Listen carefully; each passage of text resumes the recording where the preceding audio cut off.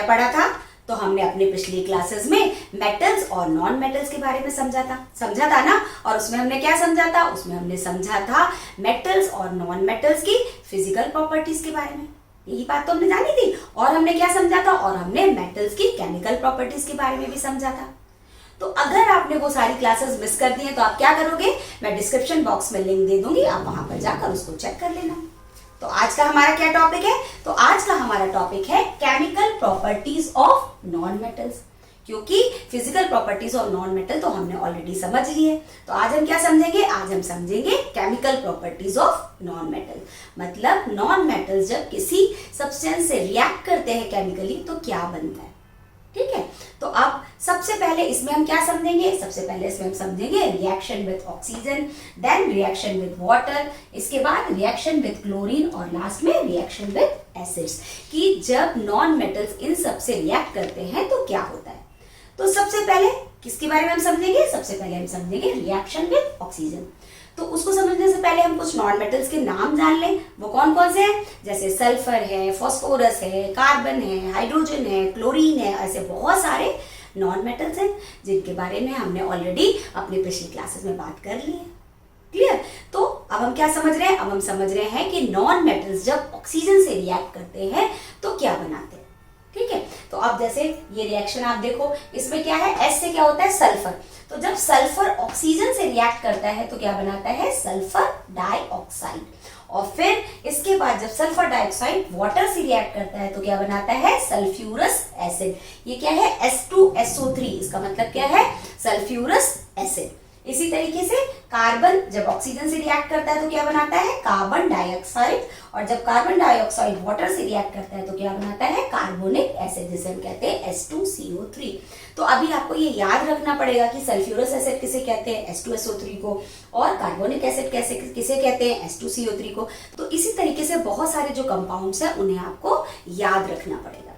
ठीक है, तो अब हमने क्या समझा कि जब भी नॉन मेटल्स जो हैं जब वो ऑक्सीजन से रिएक्ट करते हैं तो क्या बनाते हैं? ऑक्साइड्स बनाते हैं। क्या बनाते हैं? ऑक्साइड्स। जैसे अभी मैंने बताया सल्फर जब ऑक्सीजन से रिएक्ट किया तो क्या बनाया? Sulphur dioxide.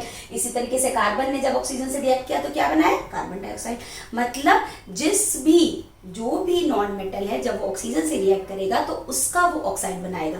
जैसे सल्फर अगर ऑक्सीजन से रिएक्ट कर रहा है तो किसका ऑक्साइड बना? सल्फर का ऑक्साइड बना, सल्फर डाइऑक्साइड बना। इसी तरीके से कार्बन जब ऑक्सीजन से रिएक्ट करता है तो किसका ऑक्साइड बना? कार्बन का बना, यानी कि कार्बन डाइऑक्साइड। अब ये जो ऑक्साइड्स होते हैं इनका नेचर क्या होता है ना? हमने अपनी पिछली क्लास में पढ़ा था ना, जब मेटल ऑक्साइड से रिएक्ट करते हैं तो जब मेटल ऑक्सीजन से रिएक्ट करते हैं तो क्या बनाते हैं? वो भी ऑक्साइड्स बनाते हैं। लेकिन उनका नेचर क्या होता था? उनका नेचर जो होता था वो बेसिक होता था। मतलब वो ऑक्साइड्स कैसे होते थे? बेसिक ऑक्साइड्स होते थे। लेकिन जो नॉन मेटल्स हैं जब वो ऑक्सीजन से रिएक्ट करेंगे तो क्या बनाएंगे? एसिडिक ऑक्साइड्स बनाएंगे। तो ये बहुत बड़ा डिफरेंस है मेटल्स के ऑक्साइड में और नॉन मेटल्स के ऑक्साइड में। तो नॉन मेटल के ऑक्साइड जो होंगे वो कौन से होंगे? वो एसिडिक ऑक्साइड्स होंगे। अगर उनका नेचर पूछा जाएगा आपसे कि वो कैसे है, क्या नेचर है उनका, तो आप हमेशा कहोगे कि जो नॉन मेटल्स के ऑक्साइड्स होते हैं वो एसिडिक इन नेचर होते हैं। उसको हम एक बहुत अच्छे एक सिंपल से एक्सपेरिमेंट से भी समझ सकते हैं। वो कैसे? मान लो आपने एक डिफ्लेग्रेटेड स्पून लिया। अब आप ये पूछोगे कि डिफ्लेग्रेटेड स्पून कैसा होता है? तो वो एक ऐसा सा स्पून होता है जिसमें ऐसी इसकी हैंडल होती है और यहाँ पर वो मुड़ा होता है। इसका जहाँ पे जो पार्ट होता है इस तरीके से मुड़ा होता है, इसका लोअर पार्ट। ठीक है, तो इसमें क्या करते हैं? इसमें इस स्पून को हम क्या कहते हैं? इस स्पून को हम कहते हैं डिफ्लेग्रेटेड स्पून। अब इसमें हम क्या करेंगे? इसमें हम थोड़ा सा पाउडर, मतलब जो सल्फर है वो पाउडर्ड सल्फर को इसके अंदर रख लेंगे और इसके बाद इसको हीट करेंगे। ठीक है, पास का एक टम्बलर लेंगे और उसके अंदर इसको डाल देंगे और उस टम्बलर का लिड जो है वो जल्दी से बंद कर देंगे। ऐसा क्यों करेंगे? ऐसा इसलिए करेंगे कि जब सल्फर ऑक्सीजन से रिएक्ट करेगा, हीट होने पे क्या होगा? सल्फर ऑक्सीजन से रिएक्ट करेगा और जब रिएक्ट करेगा तो क्या बनेगा? Sulphur dioxide. तो हम इसको क्यों ग्लास के टम्बलर में डाल के लिड बंद कर देते हैं? जिससे जो सल्फर डाइऑक्साइड गैस बन रही है वो बाहर ना निकले और वो उसी टम्बलर के अंदर रहे। क्लियर? अब जब वो गैस उसमें कलेक्ट हो गई, किसमें? जो ग्लास का टम्बलर है या ग्लास का कोई बर्तन है जिसमें लिड लगा हुआ है। ठीक है, तो उसके अंदर क्या हो गई? सल्फर डाइऑक्साइड गैस आ गई। अब हम क्या करेंगे, अब हम थोड़ी देर बाद उसके अंदर थोड़ा सा पानी डालेंगे और वापस लिड को बंद कर देंगे। तो हमने पानी क्यों डाला, वाटर क्यों डाला, वो इसलिए डाला क्योंकि हमको सल्फर डाइऑक्साइड को वाटर से रिएक्ट कराना है। और ये क्यों करना है, ये इसलिए करना है कि हमें ये पता करना है कि सल्फर डाइऑक्साइड जो बनता है, जो ऑक्साइड्स बनते हैं, उसका नेचर क्या है, उसे हमें पता करने के लिए हमने क्या किया, उसके अंदर थोड़ा सा वाटर डाला। अब हम क्या करेंगे, अब हम इसमें ब्लू लिटमस पेपर लेके जाएंगे। ठीक है, तो जब हम ब्लू लिटमस पेपर इससे टच कराएंगे तो ब्लू लिटमस पेपर किस में कन्वर्ट हो जाएगा, रेड लिटमस पेपर में। तो इससे हमें क्या पता चला, इससे हमें पता चला कि ये जो ऑक्साइड्स हैं वो एसिडिक इन नेचर है। मतलब जो सल्फर डाइऑक्साइड का जो ऑक्साइड है वो एसिडिक इन नेचर है, और यही हमको पता करना था। तो ये हमने एक्सपेरिमेंट किया। इसी तरीके से जब हम मेटल में एक्सपेरिमेंट करते हैं और वहां पर कौन सा लिटमस पेपर लेके जाते हैं, वहां पर रेड लिटमस पेपर लेके जाते हैं, और वो क्या हो जाता है, वो ब्लू में कन्वर्ट हो जाता है। तो वहां हमें क्या पता चलता है, वहां हमें पता चलता है कि वो बेसिक है ऑक्साइड में। और यहाँ पे क्या होता है, यहाँ पे हम ब्लू लिटमस पेपर लेके जाते हैं, और जब हम उससे रिएक्ट कराते हैं, ब्लू लिटमस पेपर को से टच करते हैं, तो blue litmus paper red litmus paper में कन्वर्ट हो जाता है, रेड कलर में कन्वर्ट हो जाता है। तो इससे हमें पता चलता है कि ये जो ऑक्साइड्स है ये एसिडिक इन नेचर है। क्लियर? तो मुझे लगता है कि आपको बहुत अच्छे से समझ में आ गया कि जब भी नॉन मेटल्स ऑक्सीजन से रिएक्ट करेंगे तो वो उसके ऑक्साइड्स बनाएंगे, और जो उनका नेचर होगा वो क्या होगा, वो एसिडिक होगा। क्लियर? अब हम किस पे आ गए, अब हम आ गए रिएक्शन विद वाटर। तो रिएक्शन विद वाटर पे क्या हुआ, तो जैसे हमने अपने पहले क्लासेस में पढ़ा था, मेटल्स में जब मेटल्स को हमने वाटर से रिएक्ट किया था तो क्या हुआ था, तो बहुत सारे मेटल्स जो थे वो वाटर से बहुत तेजी से रिएक्ट कर जाते, है ना। जैसे हमने पढ़ा था सोडियम, पोटेशियम, ये क्या होते हैं, ये बहुत तेजी से वाटर से रिएक्ट कर जाते हैं। इसीलिए इनको हम क्या करते हैं, इन्हें हम वाटर में नहीं स्टोर कर सकते और ना ही हम एयर में रख सकते हैं, क्योंकि ये एयर और वाटर दोनों से ही बहुत तेजी से रिएक्ट करते हैं, है ना। इसलिए हम कहाँ रखते हैं सोडियम और पोटेशियम को, आपको याद है, तो सोडियम और पोटेशियम को हम इसीलिए केरोसिन ऑयल के अंदर रखते हैं। क्लियर? ये तो हमने अपनी पिछली क्लास में बहुत अच्छे से समझा था। लेकिन जो नॉन मेटल्स हैं उनका वाटर से रिएक्शन नहीं होता है। जनरली बहुत सारे नॉन मेटल्स का वाटर से रिएक्शन होता ही नहीं है, मतलब वो वाटर से रिएक्ट ही नहीं करते हैं। लेकिन इसमें भी कुछ एक्सेप्शंस हैं। जो बहुत ज्यादा रिएक्टिव नॉन मेटल है, जैसे फ्लोरीन। तो जब फ्लोरीन जो है, जब वो वाटर से रिएक्ट करता है तो क्या बनाता है, हाइड्रोजन फ्लोराइड और ऑक्सीजन गैस। तो ये एक एक्सेप्शन है। क्यों? क्योंकि फ्लोरीन बहुत वेरी रिएक्टिव नॉन मेटल है ना। तो ये बहुत ज्यादा रिएक्टिव है, तो जब ये वाटर से रिएक्ट करेगा तो हाइड्रोजन फ्लोराइड और ऑक्सीजन बनाएगा। हाइड्रोजन फ्लोराइड मतलब HF। क्लियर? लेकिन जनरली जो नॉन मेटल्स हैं वो वाटर से रिएक्ट नहीं करते। क्लियर? अब हम किस पे आ गए, अब हम आ गए रिएक्शन विद क्लोरीन। अब जो नॉन मेटल्स हैं जब वो क्लोरीन से रिएक्ट करते हैं तो जैसा आपको उसमें दिख रहा है, क्या बनाते हैं, क्लोराइड्स बनाते हैं। जैसे हाइड्रोजन नॉन मेटल है और क्लोरीन से जब रिएक्ट किया तो इसमें क्या बनाया, हाइड्रोक्लोरिक एसिड। अब यहाँ पे आप पूछोगे H2Cl2 2HCl, इसका क्या मतलब है? इसका मतलब ये है कि जब 2 atoms of hydrogen 2 atoms of chlorine से रिएक्ट करते हैं तो 2 मॉलिक्यूल्स ऑफ हाइड्रोजन क्लोराइड बनाते हैं। क्लियर? क्यों? क्योंकि हमें ये इक्वेशन जो है उसको बैलेंस करना पड़ता है। जब आप आगे बड़ी क्लासेस में जाओगे तो आपको पता चलेगा कि रिएक्शन को कैसे बैलेंस किया जाता है। ठीक, तो ये हमने समझ लिया रिएक्शन विद क्लोरीन। तो मतलब जब नॉन मेटल्स क्लोरीन से रिएक्ट करेंगे तो क्या बनाएंगे, उनके क्लोराइड्स बनाएंगे, उनके रिस्पेक्टिव क्लोराइड्स बनाएंगे। क्लियर? अब लास्ट में क्या है, रिएक्शंस विद एसिड्स।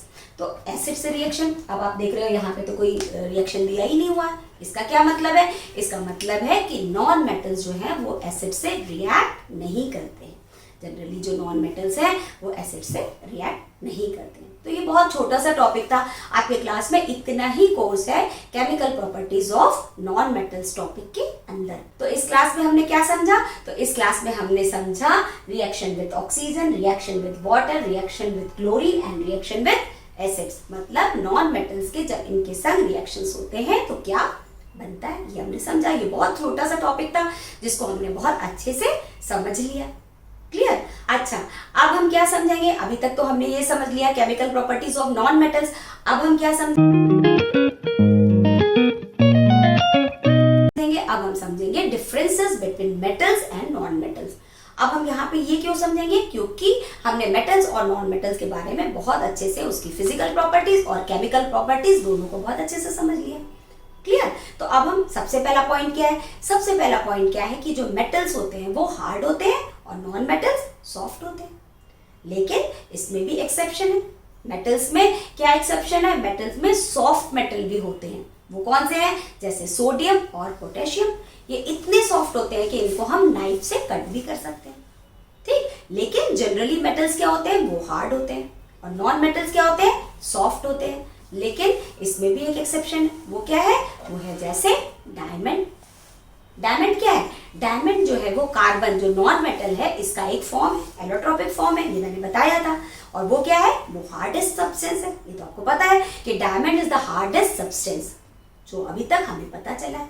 तो डायमंड क्या है, एक नॉन मेटल का एलोट्रोपिक फॉर्म है और वो नॉन मेटल क्या है, वो है कार्बन। तो ये तो हो गया फर्स्ट पॉइंट। अब सेकंड पॉइंट क्या होता है कि जो मेटल्स हैं वो जनरली क्या होते हैं, लस्ट्रस होते हैं, मतलब उनमें एक स्पेशल टाइप की चमक होती है, शाइनी होते हैं। अपीयरेंस उनका कैसा है, शाइनी अपीयरेंस होता है। जबकि नॉन मेटल्स क्या होते हैं, वो नॉन लस्ट्रस होते हैं, मतलब उनमें जनरली चमक नहीं होती है। लेकिन यहाँ पे भी एक एक्सेप्शन है। वो कौन सा है, वो है आयोडीन। जो नॉन मेटल है वो आयोडीन क्या है, आयोडीन नॉन मेटल है, लेकिन उसमें क्या है, उसमें एक चमक होती है। तो ये एक्सेप्शन है। तो आप हमेशा याद रखना कि जब भी हम डिफरेंस की बात करते हैं मेटल्स और नॉन मेटल्स की, तो हमेशा हमको क्या याद रखना है, एक्सेप्शंस भी याद रखने हैं। क्लियर? अब थर्ड पॉइंट क्या है, थर्ड पॉइंट है टेंसाइल स्ट्रेंथ। टेंसाइल स्ट्रेंथ का मतलब क्या है, टेंसाइल स्ट्रेंथ का मतलब है कि किसी भी मेटल की होल्डिंग कैपेसिटी, किसी भी सब्सटेंस की होल्डिंग कैपेसिटी क्या है। तो जो मेटल्स हैं इनकी जो होल्डिंग कैपेसिटी होती है वो बहुत ज्यादा होती है, मतलब इनकी टेंसाइल स्ट्रेंथ जो होती है वो बहुत ज्यादा होती है। वो क्या है, वो किसी चीज को होल्ड करने के बाद भी टूटेंगे नहीं आराम से। ठीक है, जैसे आयरन क्या है, आयरन की जो टेंसाइल स्ट्रेंथ होती है वो बहुत ज्यादा होती है। तभी तो इनसे हम क्या बनाते हैं, इनसे हम ब्रिजेस बनाते हैं, रेल्स बनाते हैं, और क्या करते हैं, इनको हम कंस्ट्रक्शन पर्पस में यूज करते हैं। क्यों? क्योंकि आयरन की टेंसाइल स्ट्रेंथ बहुत ज्यादा है, मतलब वो किसी भी सब्सटेंस को होल्ड कर लेगा और जल्दी से टूटेगा नहीं। ठीक है, तो ये हमें समझ में आया कि मेटल्स की जो टेंसाइल स्ट्रेंथ है वो बहुत ज्यादा होती है और नॉन मेटल्स की कम होती है, बहुत कम होती है। क्लियर? तो ये हो गया थर्ड पॉइंट। फोर्थ पॉइंट क्या था, फोर्थ पॉइंट ये था कि जो मेटल्स हैं इनकी कैसी साउंड होती है, जैसे जब हम इनको बीट करते हैं किसी चीज से तो कैसी साउंड निकलती है, याद है आपको, रिंगिंग साउंड निकलती है, एक बहुत हाई पिच की रिंगिंग साउंड निकलती है। और इस प्रॉपर्टी को हम क्या कहते हैं, इस प्रॉपर्टी को हम कहते हैं सोनोरस। तो जनरली जो मेटल्स होते हैं वो क्या होते हैं, वो सोनोरस होते हैं। इनको जब हम बीट करेंगे किसी चीज से तो ये बहुत अच्छी सी रिंगिंग साउंड प्रोड्यूस करेंगे। इसीलिए मेटल्स का हम लोग क्या करते हैं, बेल बनाते हैं ना, जो बेल स्कूल्स में बेल होती है, घंटी होती है, टन टन टन टन बजाते हैं हम लोग तो आवाज निकलती है ना, वैसे। और ऐसे ही मंदिरों की घंटियां, टेम्पल्स की बेल, एक अच्छी सी साउंड उसमें निकलती है। तो ये सारे बेल्स हम किससे बनाते हैं, ये हम मेटल से बनाते हैं। और क्यों बनाते हैं, क्योंकि मेटल्स की प्रॉपर्टी होती है कि वो अच्छी हाई पिच की रिंगिंग साउंड प्रोड्यूस करते हैं, जिसे हम सोनोरस कहते हैं। लेकिन नॉन मेटल्स में ऐसी कोई साउंड नहीं प्रोड्यूस कर सकते हैं। नॉन मेटल्स को जब हम बीट करेंगे तो ऐसी कोई साउंड नहीं निकलेगी। ठीक, तो ये हो गया फोर्थ पॉइंट। फिफ्थ पॉइंट क्या था, फिफ्थ पॉइंट ये था कि जो मेटल्स हैं इनके जो मेल्टिंग और बॉइलिंग पॉइंट्स होते हैं वो बहुत हाई होते हैं।